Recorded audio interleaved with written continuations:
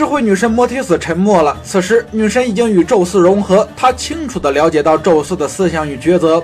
面对即将出生的孩子，作为母亲的女神做出了艰难的抉择。她开始以思维、记忆、智慧与深邃的思考作为材料，在宙斯的脑海之中，以雷电的力量打造了一副器具，那是一身华丽的铠甲，铠甲的每一块都精妙无比，蕴含着世界上的奥妙。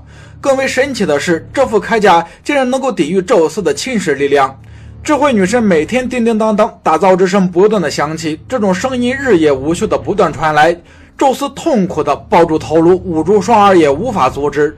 这时，宙斯终于明白了，为什么蒂姆盖亚对于他将3位泰坦关进大地深渊的监牢那么的愤怒。那来自于身体之中无法断绝的声响，如同地狱的呻吟，使得这位神王产生了无法抑制的痛苦。他不断地敲击着自己的脑袋，企图阻止智慧女神摩提斯在他的脑海之中发出声音。众神被宙斯的尖叫与狂吼吸引而来，他们惊讶地看着双眼通红、状若癫狂的神王。当将神赫淮斯托斯拿着无坚不摧的锤子出现之时，宙斯颤抖着指着锤子，又指着自己的脑袋，断断续续地下达了打破自己脑袋的命令。众神都以为神王宙斯疯了，但谁也没想到将神赫淮斯托斯也是个一根筋。既然神王下了命令，那么他就开始执行。他一锤就朝着宙斯的脑袋招呼了上去，一声巨响过后，宙斯的脑袋被砸出了一个大洞。这个脑洞开得太大，众神都惊恐地望着这千载难见的一幕，不知所措。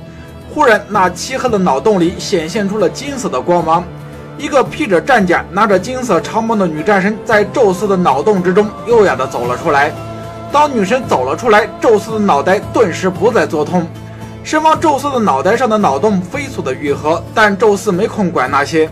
他急忙睁开眼睛，看向脑洞之中诞生出的孩子。那个孩子出生之时吸取了宙斯大量的能量，因此生下来时就是成年巅峰的状态。他身姿娇美，女性的魅力如同光辉一般显露出来。宙斯一看是女娃子，顿时松了一口气。只见这个刚出生就成年的女神对着一脸疑惑的众神说道：“我乃是神王宙斯与智慧女神摩提斯的孩子，我的母亲为我取名为雅典娜。我将接替我母亲的神格，并且将为世界带来和平与繁荣。”众神正在不知所措时，宙斯走了过来。这位神王慈爱地看着自己的女儿，高兴地向众神宣布要举办盛大的欢宴，庆祝新的智慧女神雅典娜的诞生。而此时，海神波塞冬眼神之中却显露出了别样的神色。作为神王宙斯的哥哥，波塞冬敏锐地察觉到了女神雅典娜的力量强大，这种力量甚至能够与神王抗衡，这让波塞冬的野心开始活跃了起来。女神雅典娜究竟会不会联合叔父波塞冬一起反抗宙斯？宙斯得到了智慧女神的智慧，接下来又会有什么样的骚操作？欲知后事如何，且听下回分解。